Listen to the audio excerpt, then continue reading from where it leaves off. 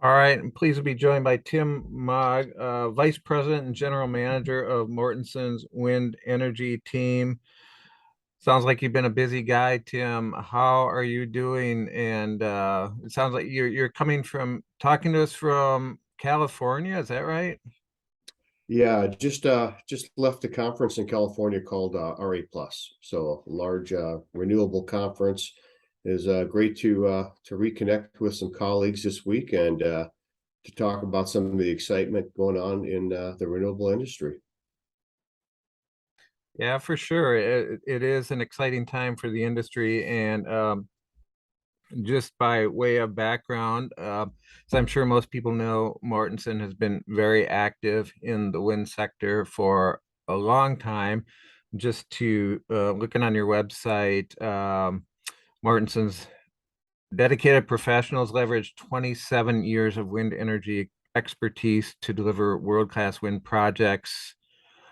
And our strong culture of safety has allowed us to meet our commitments to our customers on more than 200 wind projects. And I was just looking at some of the different projects you've done, and it looks like it's just been literally all over the country: South Dakota, Montana, Indiana, Pennsylvania, Colorado, California, and on and on. Talk a little bit about that, if you will, and just sort of how you came to be such a big player in the wind sector.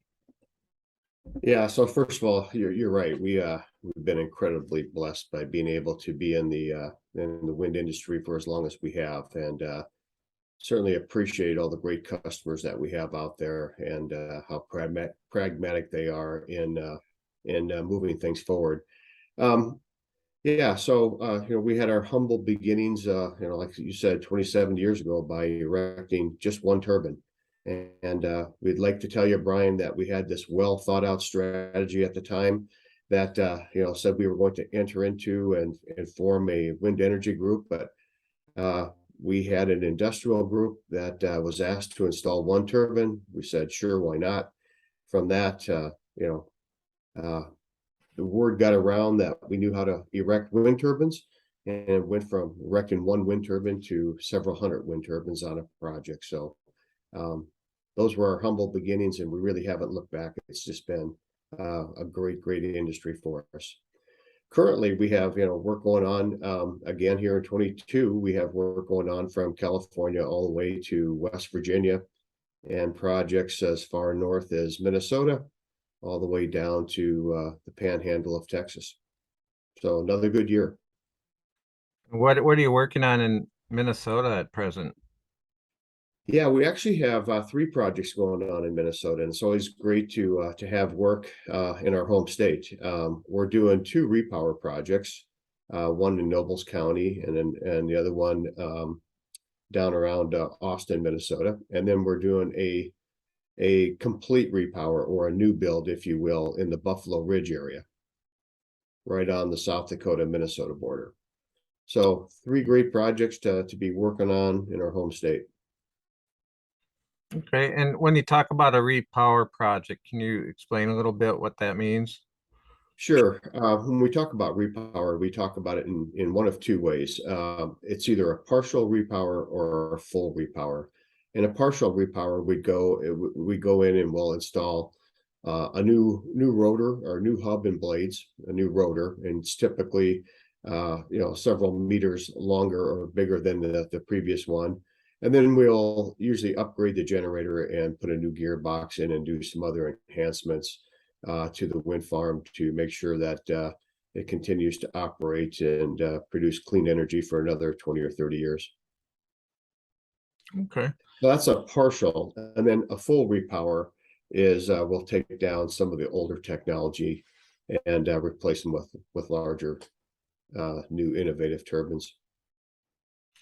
Has the technology improved quite a bit and changed in the last It's amazing. years? Yeah, turbines are getting larger, certainly more efficient, larger net capacity factors, and so on. So definitely a lot of innovation and a lot of improvement in the turbines over the years. Great. And speaking of technology, we learned a little bit recently about your wind builder, wind energy construction technology. Understand that the U.S. U.S. Patent and Trademark Office recently issued a patent to Mortenson for that technology.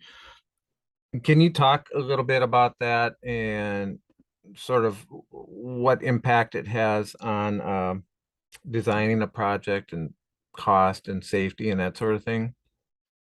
Yeah, so a number of years ago, through our culture of innovation, we put our heads together and we wanted to come up with a way where we could better serve our customers on driving down the cost of wind and being quicker to market. So we developed some generative software in-house that really allows us to quickly and efficiently design a network of roads, a network of electrical collection systems. It allows us to optimize the location of the substation, which can drive down the cost of roads and collection system. And then it also optimizes the movement of the cranes from turbine to turbine. And it's a series of algorithms that look for the path, the small shortest path for walking these 2 million-pound cranes from turbine site to turbine site. So yeah, we developed it in-house, and we really developed it to advance the industry, and most importantly, to drive down costs and to give our customers a better experience. Do you know approximately how much you can save on a project with help from this technology, or put any numbers to it? Yeah, it really depends upon the project, but it definitely what we do is we have a series of algorithms that go through and move the turbines around and optimize the cost of construction, if you will. So there's cost components on that, and it varies by project, but it's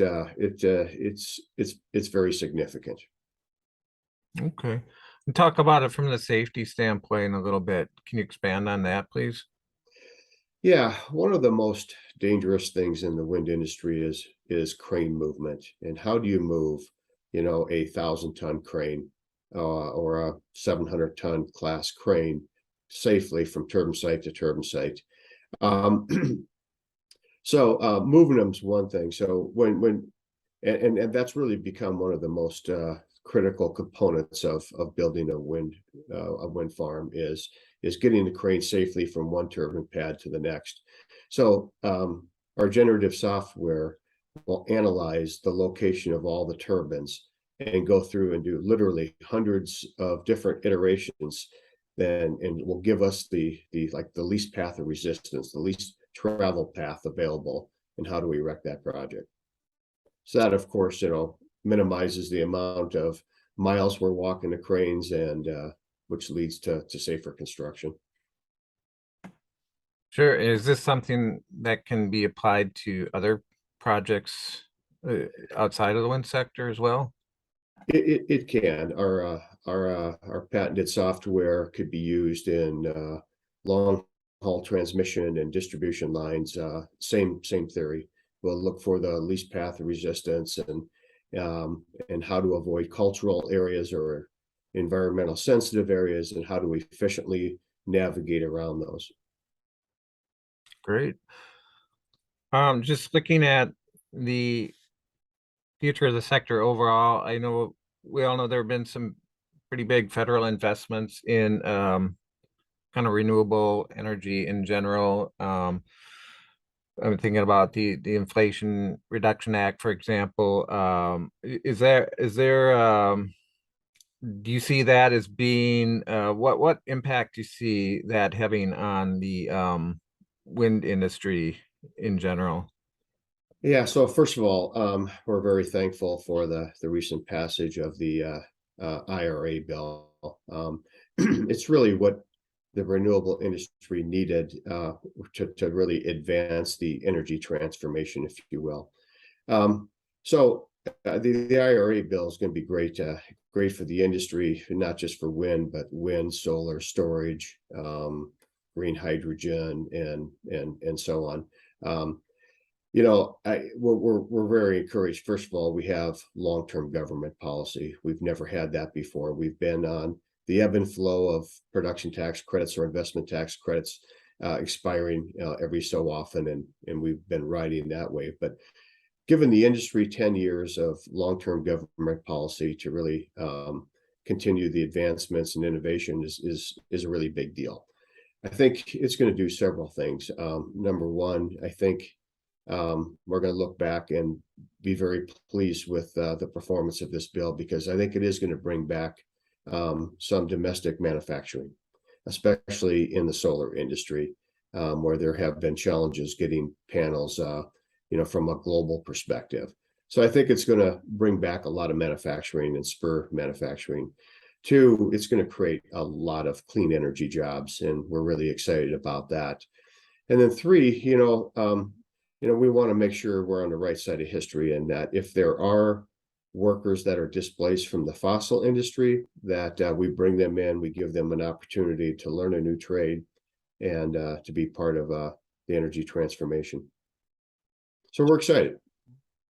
Yeah, speaking of workers, obviously workforce has been a big concern in the industry overall. Do you see that as being a challenge, just finding the workers to work on these projects? And also, is there funding for job training and things of that nature in the IRA? Yeah, workforce development is going to be a very key factor for the industry. I think if you look back, Brian, over the last 40 years, we've encouraged a lot of folks to go to college, and there's absolutely nothing wrong with that, and that there's a place for that. But I think some folks went to college instead of going into the trades, and we really need to reverse that trend. And going into the trades is a great way to earn a living. It's a great industry as a whole, construction. So we have to continue to invest in that, through apprenticeship programs and workforce development programs. And as an industry, I can tell you we're very aware of that and very much focused on it. Workforce development is going to be a key for making this happen. We have to get on top of that. Yeah, and hopefully we'll see more investments too in that job training part of it, whether it's through the IRA or other sources. That's a key component. Clearly. Do you see just overall, what is your outlook for wind in the next few years? Do you see this continuing to be a more and more work opportunities? Yeah, we do see obviously continued expansion into the industry. One of the things, there's a few headwinds that we have to overcome as an industry. As a result of COVID, we as an industry got a little behind on developing projects. And as you know, Brian, developing a project is a very personal thing. You have to be out in the community and part of the community, and making sure they understand the benefits to the landowners and the community. COVID really stymied that, because people couldn't get out and meet with the ranchers in the community. So we got a little behind as an industry on development, so we got to catch up on that. But yeah, I see continued growth over the next 10 years and actually beyond that. So there's a lot being sorted out about how big the industry will be and how fast it will grow. A lot of that's still being worked out. But if we can work through the developments and increase the developments, it's sky's the limit. Okay. And just to back up a little bit, Tim, I was wondering if you could just tell us a little bit about yourself and how you got into this industry and how long you've been with Mortenson, et cetera. Yeah, wow.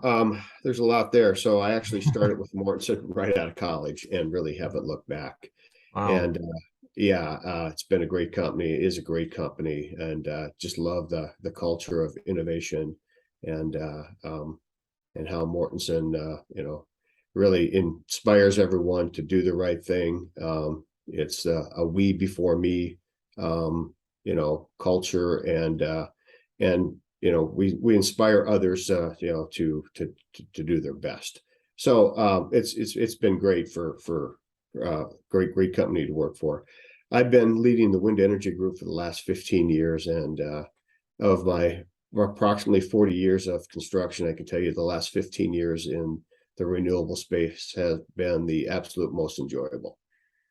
Working with landowners, working with utilities, working with independent power producers, people just really focused on the right thing.